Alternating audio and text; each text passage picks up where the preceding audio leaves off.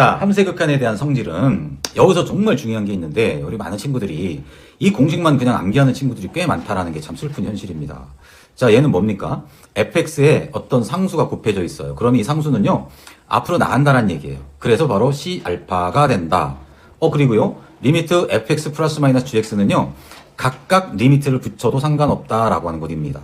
곱하기요, 마찬가지로 각각 리미트를 붙여도 상관없다. 나누기요, 각각 리미트를 붙이면 된다. 단 조건이 뭐냐면 0이 되면 안 된다라고 하는 거. 분모가 0이 되면 안 되니까.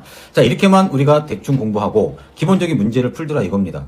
그러면 그거는 사실은 올바른 공부가 아니고요. 정말 중요한 게 바로 뭐냐면 이 녀석이 가장 중요한 것입니다. 정말 중요한 거예요. 무슨 말이냐? 바로 수렴을 한다라고 하는 말이죠. fx도요, 알파가 중요한 게 아니고 수렴을 한다는 얘기입니다. 베타가 어떤 값인지 몰라요. 마이너스 7일 수도 있고 0일 수도 있고 5일 수도 있고 4897이 될 수도 있고. 중요한 건 수렴을 했을 때 상수를 곱해도 수렴하는 값이 나오고, 수렴하는 것끼리 더하거나 뺐을 때도 각각 수렴하는 결과가 나오고, 수렴하는 것들을 곱하거나 나눴을 때도 수렴하는 결과가 나온다라고 하는 건데, 나눌 때는 이것만 주의하면 된다. 그래서 이 개념에 관련된 문제풀이가 기본적인 문제풀이뿐만 아니라 기본적인 건 말 그대로 조금만 공부한 친구들, 공식만 암기만 한 친구들도 풀 수 있는 문제가 나오지만 실제로 수능에 나올 수 있는 문제들, 좀 난이도가 있는 문제가 돼버렸을 때는 합답형 문제, 다음 중에서 옳은 것을 골라라, 틀린 것을 골라라 라는 문제가 나왔을 때 아이들이 상당히 어려워합니다. 그 이유는 해설지를 보면 발례가 나와 있어요. 근데 그 발례를 생각하기가 쉽지가 않습니다. 그 친구들은 이 수렴한다라는 조건 하에서 이 성질이 성립한다라는 것을 주의 깊게 학습하지 않은 친구예요. 그래서 지금은 무슨 말씀인지는 잘 모를 수도 있겠지만 문제풀이를 통해서 충분히 알 수 있습니다. 지금은 어쨌든 간에 수렴한다라고 하는 이 조건이 있어야지만이 이 네 가지 성질이 성립한다라는 것을 꼭 명심해 주세요. 자, 그리고요. 자, 이제는 어떤 계산하는 어떤 하나의 방법인데 이 부분도 선생님이 이런 설명을 좀 해드리고 싶어요. 어느 강의선가 좀 했었던 것 같은데 자전거를 탈 때 처음부터 태어나면서 자전거 잘 타는 친구는 없습니다. 즉 뒤에서 이제 아빠가 막 잡아주고 하는 모습이 쭉 보이다가 어느 순간 딱 뒤로 돌아갔더니 아빠가 막 손 들고 있어요. 그죠? 자, 그런 경험들이 있을 텐데 그 전까지는 자전거 타다가 엄청 많이 넘어졌을 겁니다. 무릎팍도 깨지고 막 이렇게. 자, 그 과정을 통해서 무게중심 잡는 방법을 몸에서 터득을 합니다. 자, 넘어진 쪽으로 핸들을 꺾어야 돼 라는 이론만 가지고서는 자전거를 못 한다는 얘기예요. 마찬가지입니다. 이런 꼴일 때, 이런 꼴일 때, 이런 꼴일 때, 이런 꼴일 때는 각각 풀이 방법이 있어. 이거는 이론적인 거일 뿐입니다. 이거를 암기해서 문제 푸는데 약간은 도움이 될 수 있을지는 모르겠지만 문제를 딱 봤을 때 이런 꼴이야? 어떻게 보면 인수분해하는 거지. 뭔가 그런 방법을 찾아내야 된다라고 하는 경험을 통해서 몸속에 배이게끔 연습을 하는 게 중요한 겁니다. 아시겠습니까? 자, 그래서 선생님이 이런 말씀을 드려볼게요. 예를 들어서요. 자, 리미트 아주 쉬운 것만 내가 한번 써볼게요. x 더하기 1이다. 그럼 얘는 당연히 2라는 걸 알 수 있습니다. 어떻게 해요? 그래프를 그려서도 확인할 수 있어요. 사실 그래프 그려서 확인할 필요는 없지, 이 정도는. 자, x 플러스 1이라는 그래프는 이렇게 생긴 것입니다. 자, x 값이 어디로 갑니까? 1로 한없이 가까워지고 있습니다. 그럼 y 값은 어디로 가까워집니까? 2라고 하는 값으로 가까워진다는 얘기죠. 그래프를 따라서. 그래서 이놈이 된다. 근데 얘를 선생님은 뭐라고 얘기를 할 것이냐면 확정형이라고 이름을 붙여볼 겁니다. 형태, 어떤 형태? 확실하게 정형화된 형태. 그러니까 자, 이거는 뭐 변형시킬 이유가 없다라는 얘기입니다. 그런데 만약에 선생님이 이런 예를 한번 들어볼게요. x가 1로 가요. x 빼기 1이에요. x제곱 빼기 1이에요. 이거요? 잠깐만요. x가 1로 향해요? 그럼 분모는 뭐로 향해요? 0으로 향하고 있는 거 맞죠? 네. 분자는 어디로? 분자도 0으로 향하고 있습니다. 0분의 0이네요? 그러면 실제로 얘를 약분해가지고 1이요? 라고 하면 안 된다는 얘기입니다. 이거는 숫자 0이 될 수도 없을 뿐더러 왜? 분모가 0이 되면 안 되니까. 자, 이럴 때 우리는 뭐라고 이야기를 하냐면요. 부정형이라고 이야기를 합니다. 형태가 부정, 정해지지 않는 형태. 이럴 때는요, 꼭 명심하세요. 식을 변형을 시켜야 된다. 즉, 옷만 갈아입히는 거다라고 생각하시면 되는데, 매번 쓰는 예지만 선생님이 옷을 갈아입혔다고 내가 영어 선생님 되는 거 아닌 것처럼 얘를 x 빼기 1, x 더하기 1로 이렇게 변형시켜도 같은 식이 된다. 그리고 중요한 건 x가 1로 향하는 거지 1은 아니거든요. 1이 아니란 얘기는 x 빼기 1은 0은 아니란 얘기가 되는 거거든요. 그렇기 때문에 약분해서 없앨 수 있다. 그러면 주어진 준식은 x 더하기 1 해서 결론은 2로 수렴한다 라고 하는 것입니다. 지금 이 첫 번째와 두 번째의 차이점은 답은 똑같지만 답은 똑같지만 엄청난 차이점이 있어요. 뭐 엄청나다는 표현이 좀 그럴지 모르겠지만. 자, 이거는요, 그래프를 그리면 우리가 명확하게 할 수 있습니다. Y입니다. 그래프가요, 자, 요렇게 생겨서요, 요렇게 한번 그려볼게요, 선생님이. 자, 여기 지금 구멍이 뽕 뚫렸습니다, 이렇게. 왜요? X가 1이 되면 돼요, 안 돼요? 안 돼요. 왜? 분모가 0이 돼버리니까. 그래서 결론은 여기 1이 됐었던 함수값은 없다는 얘기입니다. 함수값은 없지만 극한은 방향이기 때문에 방향은 2로 향하고 있다. 그래서 결국 극한값은 똑같을 수밖에 없다. 하지만 얘는 분수식으로 된 분수함수다. 분모가 0이 되면 안 되기 때문에 정역에서 x가 1이다라고 하는 것은 빠져야 된다. 얘는 1차 함수이다. 결국 이 두 함수는 다른 함수가 된다. 그래서 얘를 우리는 무슨 형이라고 한다? 부정형이다. 얘는 확정형이다. 확정형일 때는 식 변형할 필요가 없지만 부정형 때 식을 변형시켜야 되는데 식 변형시켜주는 방법을 이렇게 언급했을 뿐입니다. 그 중에 한 가지 기억번을 지금 체크를 해주신 것이고요. 나머지 부분은 문제를 풀면서 설명을 해드리도록 하겠습니다. 자, 2번을 한번 보도록 합니다. 2번을 좀 먼저 할 건데요. 자, 일단은 보세요. x가 무한대로 간단 말이죠. 그죠? 무한대로 가면요. 루트 안에 x제곱도 무한대가 되고 더하기 무한대를 더해도 무한대. 4를 곱해도 무한대, 루트를 붙여도 무한대. 에다가 빼기 2의 x도 무한대니까 2를 곱해도 무한대. 그럼 결론적으로 무한대 빼기 무한대 꼴의 형태가 되는 것이구나. 그렇다면 이런 걸 보고 우리는 뭐라고 얘기를 하냐면 부정형이다라고 이야기를 하는 것인데요. 자, 딱 보시면 이 무한대라고 하는 이 기호는요. 방금 전에 뭐라고 했어요? 기호라고 했습니다. 숫자가 아닙니다. 한없이 커가고 있는 상태라고 하는 하나의 설명문이다라고 생각하시면 되는데 결국 그렇기 때문에 얘를 0이라고 생각하면 절대 안 된다. 그래서 이런 경우에는 우리가 식을 변형시켜줘야 된다.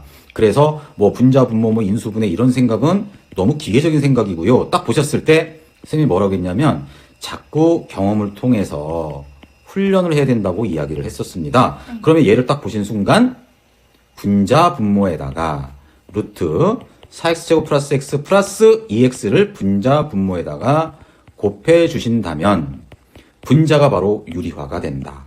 이런 식으로 식을 변형시켜줘라. 그러면 분모는 뭐가 되시는 것일까요? 4의 x제곱 플러스 x 플러스 2x가 되고 분자는 합차 공식을 이용할 수 있습니다. a 빼기 b, a 더하기 b. a제곱 루트 날라가니까 빼기 b의 제곱하니까 4x제곱 옳거니 얘랑 없어지는 것이군요. 그렇다면 주어진 준식은 리미트 x가 무한대로 갈 때 루트 더하기 2x분의 x만 남을 것입니다. 그렇다면 결론은 이제 뭐가 되는 걸까요? 분모도 무한대예요. 분자도 무한대예요. 그러니까 무한대분의 무한대 꼴이에요.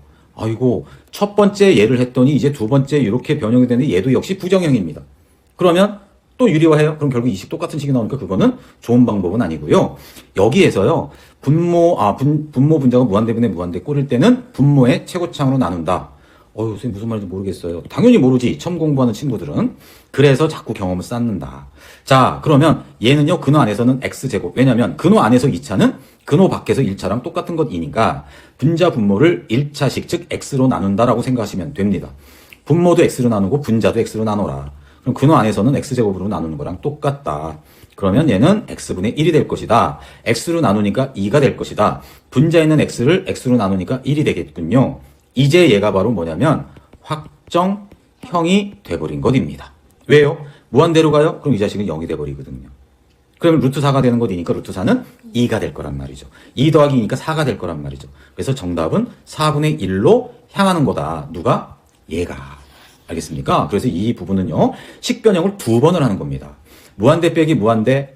자, 성질에 나와 있는 개념서에 나와 있는 이럴 땐 유리화하는 거야 라는 걸 암기해서 게 아니고요. 뭔가 이 식을 좀 변형시켜주고 싶어요. 그럼 루트가 있을 때는 왠지 모르게 유리화를 시켜줘야 되겠구나. 유리화 시켜줬더니 이런 꼴이 나오는 거구나. 무한대분의 무한대 꼴. 그럴 때는 분모의 최고차항으로 나눠주는 거구나.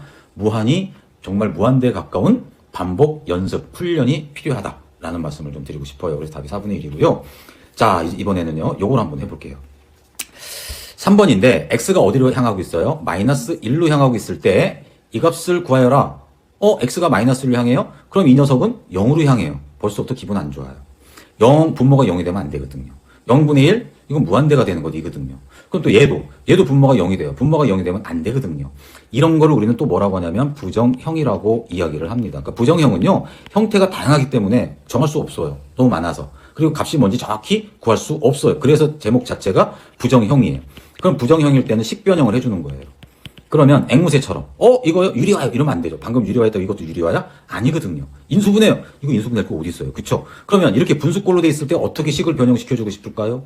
딱 보니까 통분하고 싶은 생각이 일단 들어야 돼요. 전 그런 생각 안 들어요. 그러니까 그런 생각이 들게끔 계속 반복 연습하시는 거예요. 수학은 잘하고 못하고 중요한 게 아니에요. 누가 더 열심히 최선을 다해서 열심히 노력을 하느냐가 중요한 거예요. 통분해보세요. 2에 x 빼기 1. 여기는 2 곱해주니까 2x제곱 플러스 x 빼기 1. 이런 식으로 통분이 됩니다. 그래요? 그래요. 그러면요? 그 다음에는요? 자, 이 녀석 색깔을 좀 살짝 바꿔서 이 녀석을 가만히 째려봤더니 뭔가 얘도 또 식변형할 수 있을 것 같아요. 인수분해가 될 것 같기도 하고요.